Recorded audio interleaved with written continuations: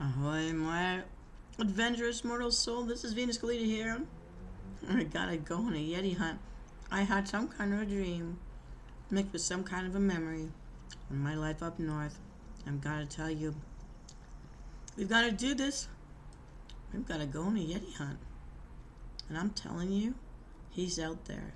And I'm gonna tell you why I know in due time. We're going on a Yeti hunt. We're going on a Yeti hunt. Going on a Yeti hunt. Gonna find a Yeti. Yeti in certain cultures up north and First Nations groups means things like truth or imagination. And I think it requires a bit of both. I know I'm open to the idea that there's real Yeti out there. And I can tell you, I've seen them a few times when we were on the roads to cross over from islands up in Split Lake in northern Manitoba. And we go on the winter road over to the Split Lake band from the York Factory First Nation that was moved there for survival purposes, because they were living further north. Their natural fishing fish were depleted so much so that people were starving, and so they were moved down with the cooperation of the Split Lake band, which is a Cree Nation, who gave part of the land of the Fox Island, part of the land to the other island for York Factory First Nation. And in order to get back and forth in the wintertime, you need a winter road, which means you need those waters to shore up. And so when you're driving, the people in the Split Lake on the mainland had quite a sense of humor. They figured out how to make this Yeti, like a mannequin Yeti, I guess, but it's a Yeti. But they would position it in such a way that you would never see it driving towards it. But once you turn the corners, or you turn those elbow turns, and you're driving away and you look in your mirror or your side view mirror, and it's like, Yeti. And you'd see him standing there, and they just had this, and someone or other, a whole bunch of people from Split Lake would just be running out there, moving this Yeti around, and like scaring the bejeebies out of everybody when you're looking through the back mirror, because driving up to it, you'd never see it. It was the angles because of all the trees and the rocks and the forested areas. It was just amazing how they did it. And was also so funny because you're always scared because you never expect it when this Yeti would pop out at you. And people got more funny about it as the years went on living up there. People would start to give the Yeti like a lawn chair and a Hawaiian shirt and a 12-pack of beer, like a real case of beer. They'd leave it there for the Yeti. I'm in the magic canoe right now, going on my Yeti hunt. But it looks something like this, where you're coming off of the frozen lake and you're turning a corner to go through the trees on the non-paved roads, graded roads if you were lucky, or just basically frozen marsh, to get to the next community, or to go shopping, or get to the mainland. And so it would be one of those things where he would just pop up and frighten the bejeebies out of you, but also it would be funny because he had such a life and such a character to him. And one of the things was, I think it was the most hilarious thing, that he would have a Hawaiian shirt or a lei around his neck, and they'd give him water skis, and they'd change his clothes for him, and they'd bring him beer, and he'd have such a good time, being out there on the land. So we, coming from the First Nation island, which is where I was working with the community that was moved into the island to survive, and fishing there, different kinds of fish. They were accustomed to digesting, but I mean, water that was safe, fish that were safe to eat. So we got it in our minds to respond to the Split Lake band and their Yeti by finding him a girlfriend. So we found ourselves a Chewbacca kind of mannequin, dressed in a pink bikini, and we ran around with it in our car for a couple of months until we found the Yeti. And we put the girlfriend beside him so he didn't have to be alone anymore. And we don't know, we didn't hear yet, when they discovered her, what they did with her. Because at some point, we'd be driving around the next winter season, we'd find him we never did see her again. But I guess if all you're decked out in his bikini, I guess in the wintertime that's not the best thing to wear. But that's what we used to do between Split Lake and York Factory First Nation on the island. Going back and forth, especially on the winter roads. In the wintertime. I've been, like, I think I dreamed of Yeti. I don't know why.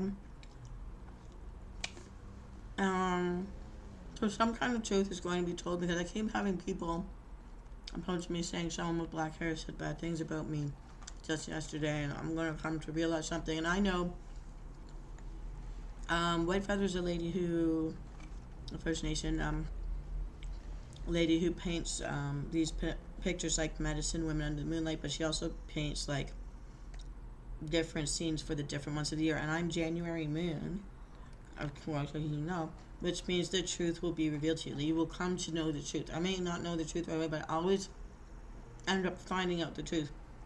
And there's stuff going on, so I'm waiting to see which black-haired lady that I know what might be. Why I'm so angry, or hoping that harm will come to me, or hoping that I will fail. So I thought, since I heard that, I've been dreaming Yetis, and I've been seeing the word Yeti on stuff. I found this Yeti hat. I love it. And I thought, let's go on a Yeti hunt. I mean, I'm in my magic canoe with my little puppers, my tackle box, my traveling gear in case I'm stuck out on the land. Looking around for him. But I know he's out there. I know there's a lot of people that are rooting for him. And I don't know why. I don't know where. Maybe they fought over who could get the beer. But somewhere out there is our female Yeti that we sent him out. You know, we tried to hook him up. Why not? He's great. That's looking after us as we're going out and doing our thing. Popping around, swimming around. Where could our Yeti be? And I know some kind of truth is coming to me. And I'm gonna welcome it. Cause he's not a scary figure to me. He's something I think about as I hope he's really out there. And I hope he's not lonely. Oh, you know what? Maybe Mrs. Yeti's at home. Maybe that's why we're not seeing her out there as he's wandering the land.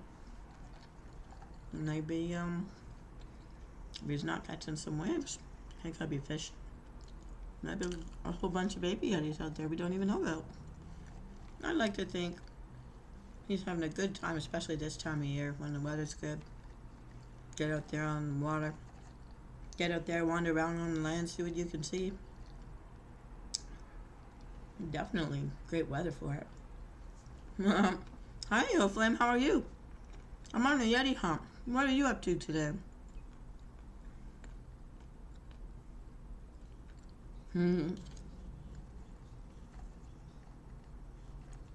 Oh, I'm glad you think so. I'd like to think of this as that river you've got to cross to get over to Party Island.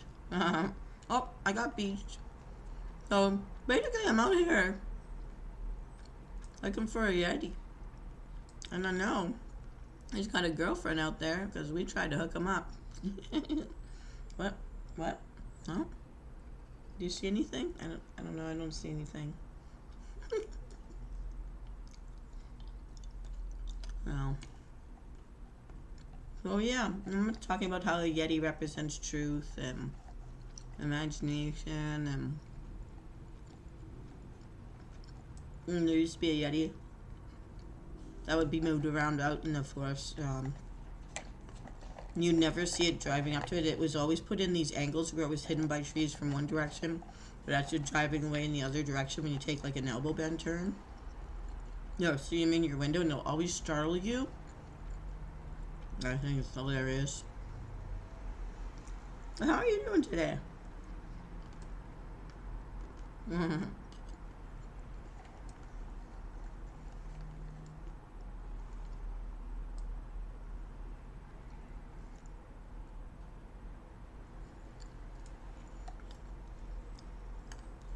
Anything you feel like talking about?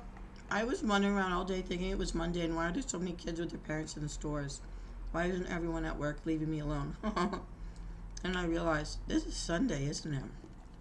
So I swam all day yesterday, and then it messed up my sense of time because I really needed to rest after that because I am burning my skin this time around. I even put on sunblocks from Banana Boat, and I could feel it burning my skin, but I just couldn't,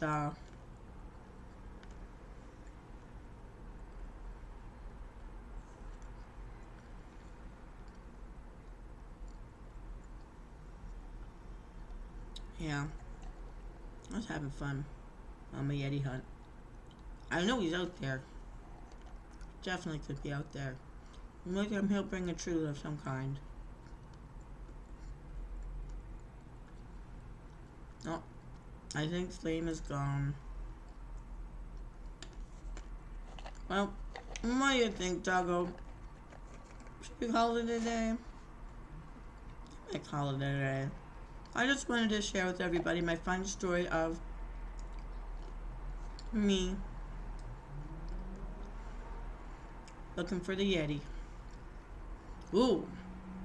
Yeah, it reminds me, Yeti Hunt is coming up. I'm not sure what I'm going to do about that. I don't think I'll be cosplaying this year, but if I change my mind last minute, I'll definitely let you guys know. Going on a Yeti hunt, I'm going on a Yeti hunt, I'm going on a Yeti hunt. What is that? Hear something? Mm-hmm.